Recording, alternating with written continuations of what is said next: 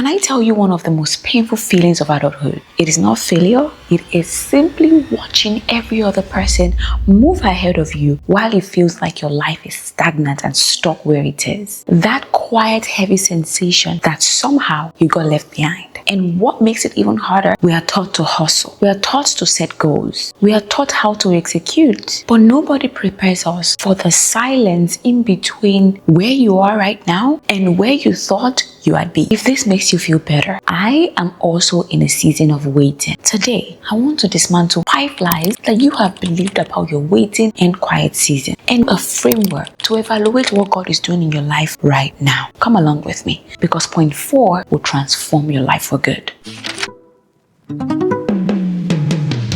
If this makes you feel better, I am also in a season of waiting.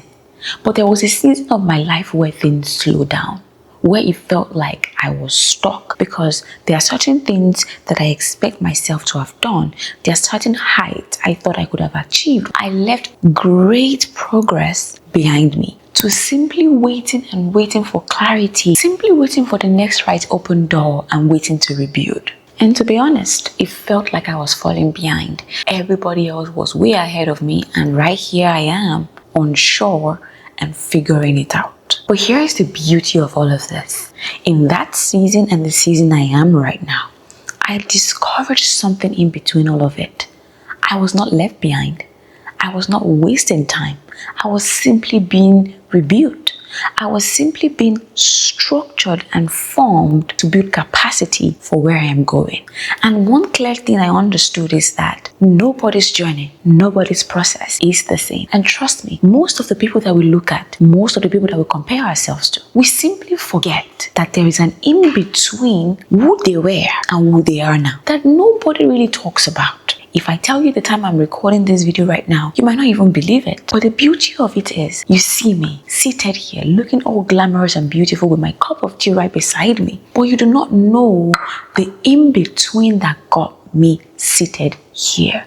And the moment I understood that whatever phase of life I am right now, it's not just me waiting, it's me being rebuilt, reformed, and being shaped. The moment I came to that realization, it changed everything for me. If you keep viewing this season as a delay, as a disadvantage, and you spend all of your energy fighting it, it's simply a waste of time. But if you begin to see it as a form of development, as an advantage, as a preparation stage, you will start to see the opportunities in between and start to steward it well. I want to dismantle 5 lies you have been told or you have believed all these years about your waiting season. Now the first point. Waiting exposes what we believe.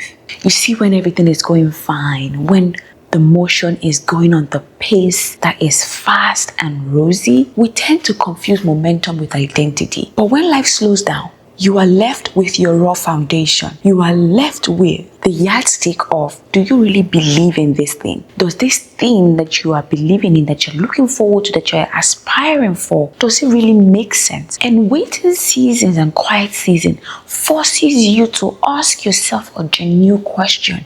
Do you really trust God because things are working, or you trust Him because you know that He is God and you entrust your life to Him? Or do you even really trust Him when He is quiet? Do you also believe that there is so much beauty in your life when things are good and on days that things are bad?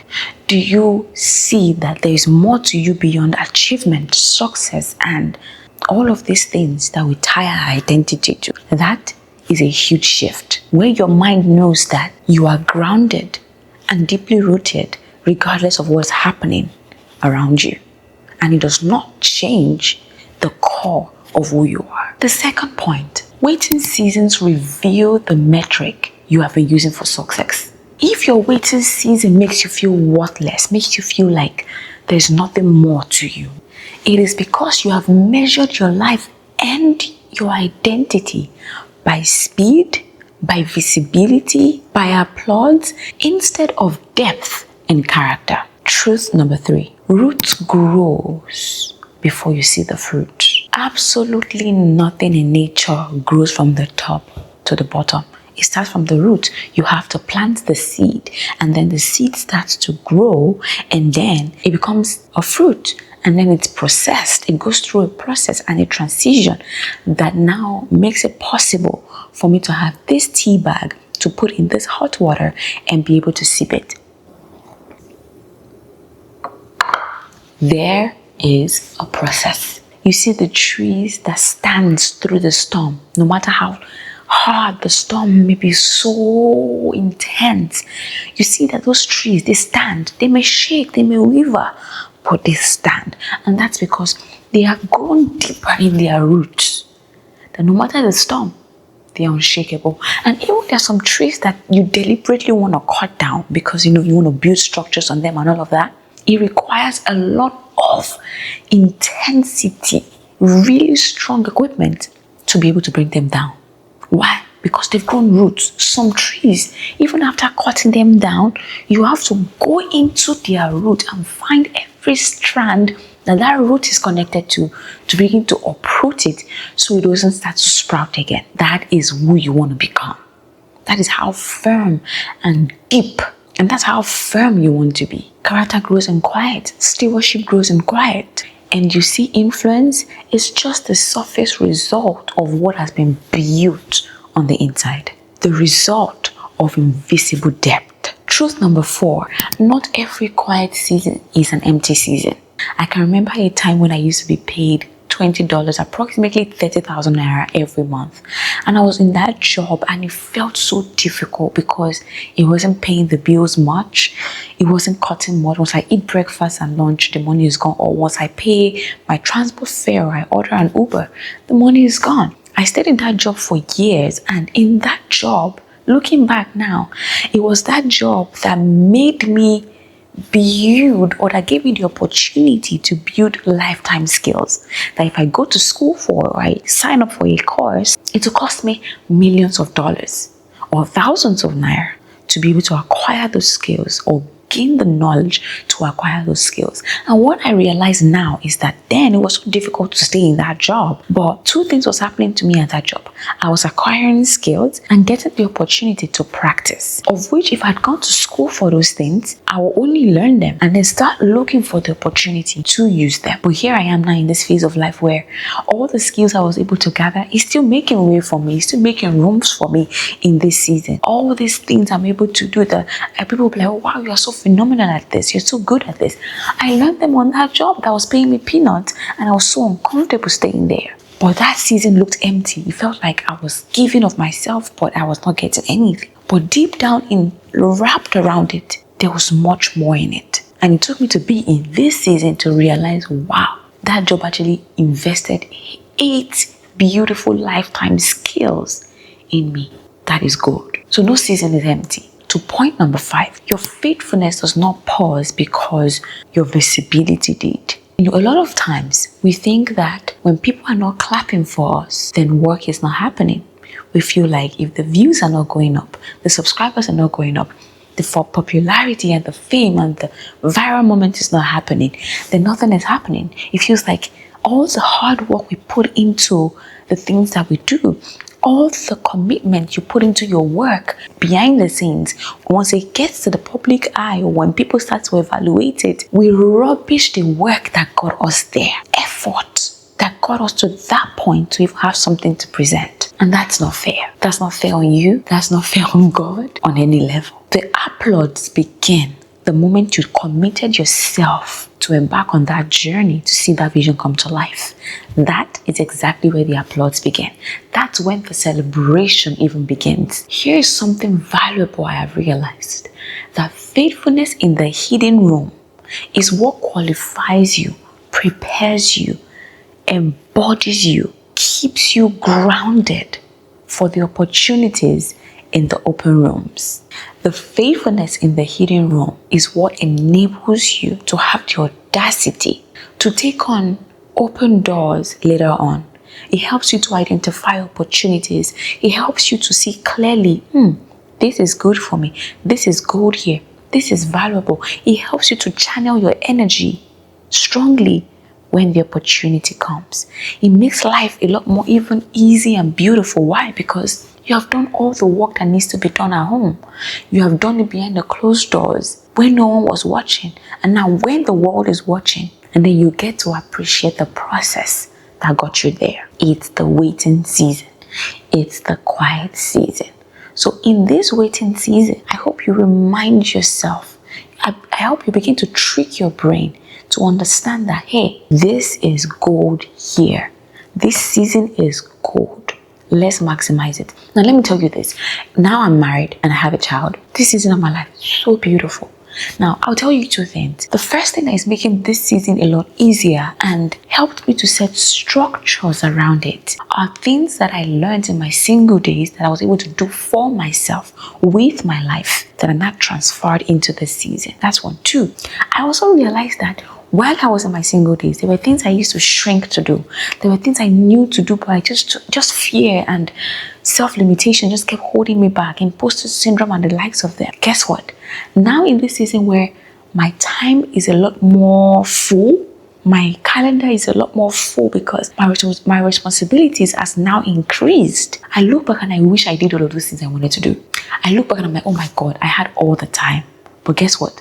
The things I could have done then, in that waiting season that seemed like, that season that felt like it was not the perfect time. It felt quiet. It felt nothing was making sense. Now, all the things I could have done then, I am bringing them back now to do them. But guess what? It requires a lot more from me to be able to do it compared to that time. So in this your waiting and quiet season, better do all you can do to sharpen yourself. So when God expands your territory, you have the capacity to uphold it. Trust me, you don't want to leave this waiting season and go to the next season and wish, oh my God, I should have. You don't want that. So maximize this waiting season. I am in a waiting season right now, and sitting in front of you recording this video is me maximizing my waiting season. So go maximize your waiting season as well. You don't want to miss this point. How do you now move from being passive to consciously and actively steward while you wait? Here is the evaluation framework that will help you to move from being passive in this waiting and quiet season to now stewarding faithfully this quiet season. The first thing I want you to do is pick your notepad or a pen and a paper or your journal and write these questions down and sit with them and answer them genuinely, and not just answer them for answering's sake, because I believe you're watching this video because you want to make meaning of your waiting season. What is this season teaching me about my identity? What is this quiet season asking me to let go of? Because sometimes in your waiting season, God is probably using it to rip you off the weight that you are carrying, to be able to bring you into your new season in a more lighter note, so that you're not burdened with bad characters, with bad habits, with bad friendships, with the wrong community. It wants to bring you into your new season with more clarity and peace. You have to pay attention to it. And the third question is, what am I being asked to become more faithful with? What is this waiting season asking me to become faithful in? Starting today. Is it for you to wake up more early? Is it for you to take God seriously? Is it for you to journal more? Is it for you to start writing? Is it for you to just do something?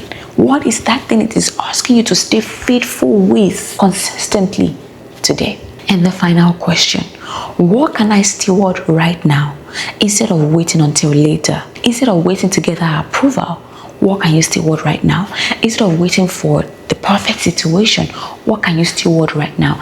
Instead of waiting for that and this, what can you do right now? That is a very powerful question, because when we're in the waiting season, we sometimes rubbish every other thing because it feels like that one thing I'm waiting for is what I'm waiting for.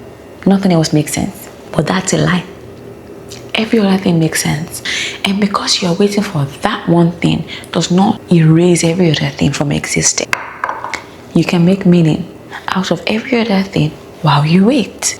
And overall, maybe the question isn't when will this season end? And maybe the question is, who is this season asking me to become through faithful stewardship?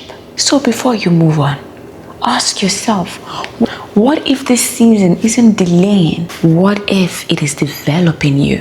What if it is building you? Now, understanding that you're being prepared is only half the battle. But the real danger is making the mistakes that keeps you stuck in this season longer than you need to be.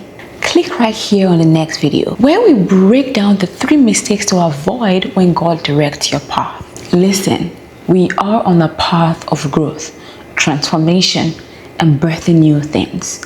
Let's keep stewarding our story faithfully and walking this journey that God has called us to in a groundbreaking way. That when we look back at our journeys, when you look back at your life, you begin to realize that God has been intentional about you all along. Please do make sure to subscribe, give the video a thumbs up, share with someone that might find it valuable, and I'll see you on the next one. Until next time, steward your story well. Bye for now.